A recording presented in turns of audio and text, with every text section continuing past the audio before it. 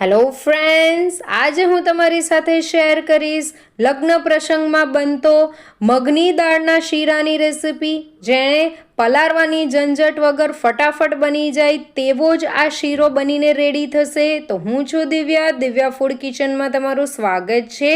તો recipe start કરતાં પહેલાં ચેનલને સબસ્ક્રાઈબ ન કરી હોય તો સબસ્ક્રાઈબ કરજો. અહીંયા મેં 1 કપ પીળા કલરની મગની દાળ છોતરા વગરની લઈ લીધેલી છે. તો તેને 2-3 વખત પાણીથી વોશ કરી દેવાની છે અને ત્યાર પછી બધું જ પાણી કાઢી નાખવાનું છે અને તેને એક પ્લેટની અંદર આ રીતે ફેલાવી દેવાની છે. અને અથવા તો તમે પ્લેટની અંદર ફેલાઈને તમે પંખાની નીચે પણ મૂકી શકો છો, જેથી તે થોડી કોરી થઈ જાય. પણ અહીંયા મેં ફેલાઈ દીધી છે અને મેં ફેલાઈને પછી આપણી પાસે જે રૂમાલ હોય, જે ક્લીન રૂમાલ હોય, એ રૂમાલથી તેને આ રીતે ટેપ કરી દેવાનું છે અને બધું જ પાણી આ રૂમાલ શોષી લેશે. તો આ રીતે કરવાથી પણ આપણી મગની દાળમાં જે પાણીનો થોડો ભાગ હશે એ ઓછો થઈ જશે. ત્યાર પછી અહીંયા મેં એક નોનસ્ટિક પેન લીધી છે. તેની અંદર આપણે જે મગની દાળ લીધી હતી એ મગની દાળ બધી એડ કરી દેવાની છે અને તેને આ રીતે ચલાવતા રહેવાનું છે અને તેને ત્યાર સુધી ચલાવતા રહેવાનું છે જ્યાર સુધી મગની દાળ હલકી ગુલાબી રંગની નહીં થઈ જાય, અથવા તો તેની અંદરથી જે પણ કંઈ પાણીનો ભાગ હોય એ બધો જ નીકળી નહીં જાય અને તે એકદમ ક્રિસ્પી નહીં થઈ જાય. તો ધીમે ધીમે તમે જોઈ શકો છો કે આપની મગની દાળ પહેલાં કરતાં તેનો પાણીનો ભાગ પણ ઓછો થઈ ગયો છે અને હલકી પણ થઈ ગઈ છે અને ક્રિસ્પી પણ થઈ ગઈ છે. તો હવે આ મગની દાળને હું લઈ લઉં છું અને તેને ઠંડી થવા દઉં છું. હવે આપણે મગની દાળને સાઈડ પર મૂકી દઈએ. ત્યાર સુધી આપણે અહીંયા ચાસણી કરવાની છે. તો મેં 1 કપ અને તેની ઉપર 1/4 કપ જેટલું ખાંડ લીધી છે અને તેની અંદર 1 લીટર જેટલું પાણી એડ કર્યું છે. હવે તમે કહેશો કે 1 લીટર જેટલું પાણી લીધું છે, તો કે હા, 1 લીટર જેટલું પાણી તમે લેશો અને તેનાથી જો તમે આ શીરો બનાવશો તો ખૂબ જ સોફ્ટ એવો શીરો બનીને રેડી થશે. તો અહીંયા મેં 1 ચમચી એલચી પાવડર નાખ્યો છે અને થોડોક ઓરેન્જ ફૂડ કલર એડ કર્યો છે. કલર એડ કરવો ખૂબ જ ઓપ્શનલ છે.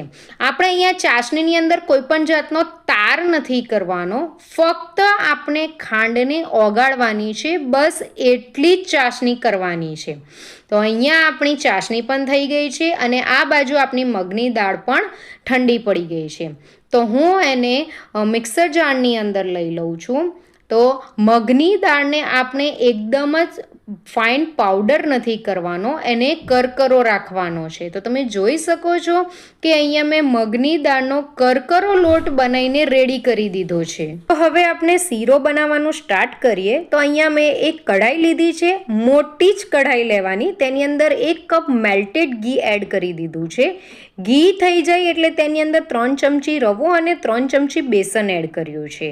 રવો એડ કરવાથી આપણો શીરો ખૂબ જ દાણેદાર બનશે અને બેસન એડ કરવાથી આપણો શીરાનો ટેસ્ટ જ ખૂબ અલગ આવે છે.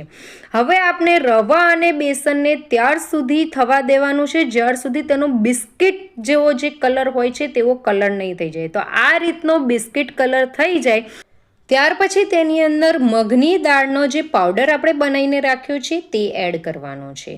તો આપણે મગની દાળને પણ આ જ રીતે શેકાવા દેવાનો છે અને મીડિયમ ફ્લેમ પર શેકાવા દેવાનો છે અને તેને ત્યાર સુધી શેકાવા દેવાનો છે જ્યાર સુધી તેનો બિસ્કિટ કલર નહીં આવી જાય, થોડો બ્રાઉન પડતો કલર નહીં આવી જાય. તો આપણે મીડિયમ ફ્લેમ પર જ તેને થવા દેવાનું છે. મગની દાળના શીરાની ખાસિયત એ છે કે તમે જેટલી મગની દાળને બરાબર રીતે શેકાવા દેશો તેટલો જ શીરાનો ટેસ્ટ સારો આવશે.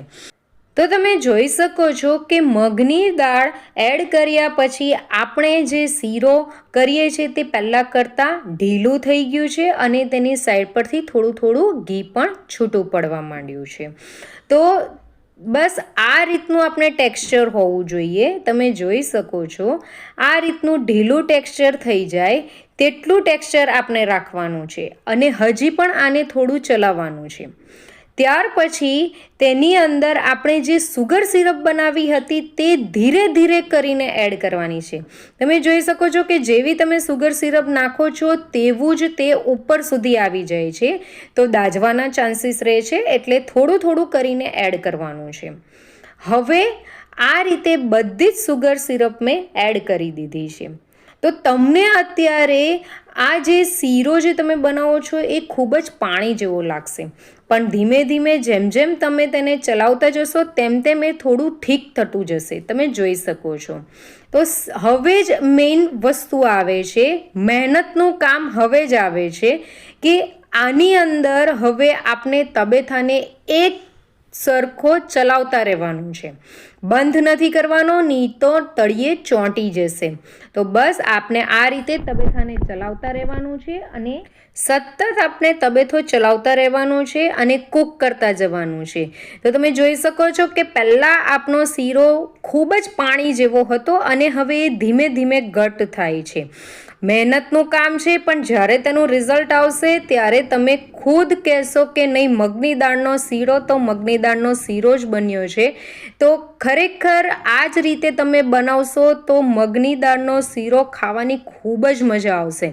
પહેલાં આપણે મહેનત કરશું અને પછી જે એનું રિઝલ્ટ આવશે એ તમે જોઈને ખાતા રહી જશો.